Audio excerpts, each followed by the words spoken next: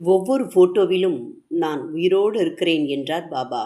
இதற்கு உதாரணம், ஒரு முறை ஷாமா பாபாவின் சார்பாக நாக்புரியில் நடந்த தீட்சிதர் மகன் உபநயனத்துக்கும் குவாலியர் நானாவின் மகள் திருமணத்திற்கும் செல்ல வேண்டியிருந்தது. காசி பிரயாக 2 இடங்களையும் பார்த்த பின்பு நாம் ஷாமாவுக்கு முன்னதாகவே இருப்போம் என பாபா கூறினார். இதன் கருத்து பற்றி அப்போது யாருக்கும் புரியவில்லை. நாக்பூர், குவாலியர் சென்ற ஷாமா பின் அங்கிருந்து காசி, பிரயாகை, கயா ஆகிய தலங்களை தரிசிக்க தீர்மானித்தார்.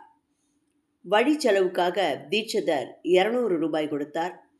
ஷாமா குவாலியர் சென்றபோது நானா 100 ரூபாயும் அவரது உறவினர் 100 ரூபாயும் தந்தார்கள். கயைக்கு ஷாமா போனபோது அங்கே பிளேக் நோய் பரவி வருவதாக வந்த தகவல் கொஞ்சம் அச்சமாகத்தான் இருந்தது. ஆனால் ஷாமாவை வரவேற்றவர் அதற்கெல்லாம் பயப்பட வேண்டாம் என கூறி தன் இல்லத்திற்கு அழைத்துச் சென்றார். அங்கே ஹாலில் பாபாவின் பெரிய அளவு படம் மாட்டப்பட்டிருந்தது. இதை பார்த்ததும், உனக்கு முன் நான் அங்கே இருப்பேன் என பாபா கூறியது நினைவுக்கு வரவே ஷாமா அழ ஆரம்பித்தார். கயாவாசி பிளேக் நோயை நினைத்து ஷாமா அழுவதாக எண்ணினார். அப்பொழுது, இந்த போட்டோ எப்படி கிடைத்தது என கேட்டார் ஷாமா.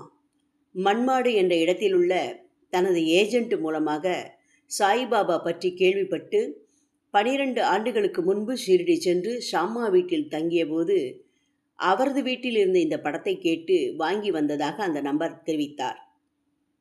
அந்த படத்தை கொடுத்த ஷாமா தாம்தான் என வெளிப்படுத்த கயாவாசி அடைந்த மகிழ்ச்சிக்கு அளவே இல்லை. நன்றாக உபசரித்தார். ஓம் சாய்ராம்.